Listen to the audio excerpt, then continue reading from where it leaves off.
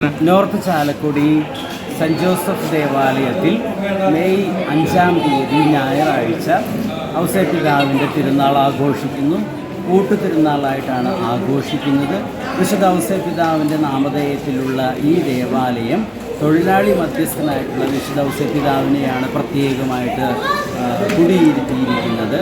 5-ാം തീയതി ഏകദേശം 5000 പേർക്കുള്ള നേർച്ച ഭക്ഷണം ആശീർവാദം നേർച്ച ഭക്ഷണവും തയ്യാറാക്കിയിട്ടുണ്ട്. കുടുംബത്തെ പുലർത്തിയ വിശുദ്ധ ഔസേപ്പിതാവിനെയാണ് പ്രത്യേകമായിട്ടും ഇവിടെ നമ്മൾ ഓർമ്മിക്കുന്നത്. 5-ാം തീയതി ഞായറാഴ്ച കാലത്ത് 9 മണിക്ക് ഈ ദേവാലയത്തിൽ വെച്ച് കൂട്ടുനേർച്ച ആശീർവാദവും അതിനെ തുടർന്ന് തിരുനാൾ ആഘോഷമായിട്ടുള്ള ദിവ്യബലിയും ഉണ്ടാകും. ദിവ്യബലിക്ക് ശേഷം ഏകദേശം ഒരു 10 മണിയോടുകൂടെ നമ്മൾ നേർച്ച ഭക്ഷണം കൊടുക്കാൻ തുടങ്ങും. 5000-ഓളം പേരെ പ്രതീക്ഷിക്കുന്നുണ്ട്. ഉച്ചതിരിഞ്ഞ് 4 മണിക്ക് സാധാരണ ഒരു ദിവ്യബലിയും ആ ദിവ്യബലിക്ക് ശേഷം തിരുനാൾ പ്രദക്ഷിണവും ഉണ്ടായിരിക്കും.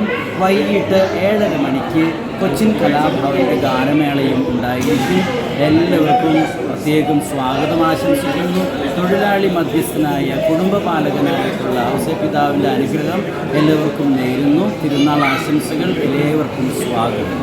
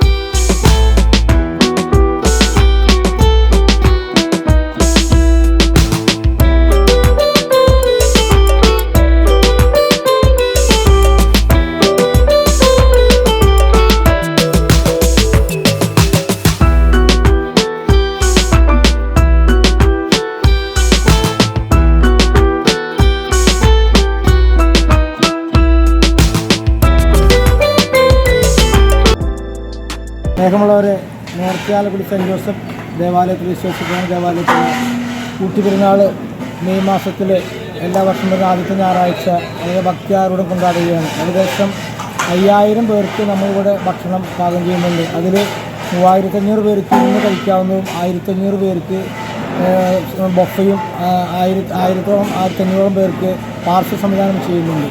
അപ്പോൾ വളരെ അവർക്കെല്ലാവർക്കും ഇരുന്ന് കഴിക്കുന്നതിനും തിരക്ക് വരുന്ന സമയത്ത് ബൊഫ കൊടുക്കുന്നതിനും അതുപോലെ തന്നെ കിടപ്പ് രോഗികൾക്കും മറ്റുള്ളവർക്കും കൂപ്പണുകൾ വഴി സൗജന്യമായിട്ട് നമ്മൾ ഭക്ഷണം കൊടുത്തുകൊണ്ടിരിക്കും. വളരെ ഭക്തിശാന്തരമായ രീതിയിൽ ആഘോഷിക്കുന്ന ഒരു വിശുദ്ധൻ്റെ തിരുനാളാണത്.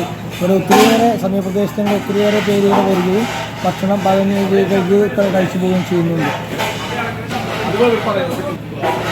നോർത്ത് ചാലക്കുടി സെൻറ് ജോസഫ് ദേവാലയത്തിലെ തിരുനാൾ നാളെ മെയ് 5-ാം തീയതി നടക്കുന്നത്.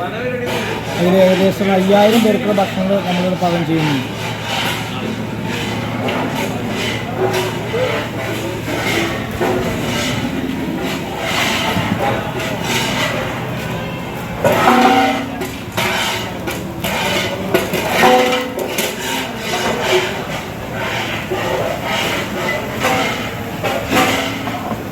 ചാലക്കുടി സെൻറ് ജോസഫ് ചർച്ചിലെ പെരുന്നാളാണ്, കൂട്ടുപെരുന്നാളാണ്. അപ്പോൾ എല്ലാവരും സഹകരിക്കുന്നുണ്ട്. ഇനിയും ഇത് ഭയങ്കര വൈറലാവണം എന്നുള്ളതാണ് നമുക്ക് പറയാനുള്ളത്. എൻ്റെ പേര് ചിറ്റിലപ്പള്ളി പറയും.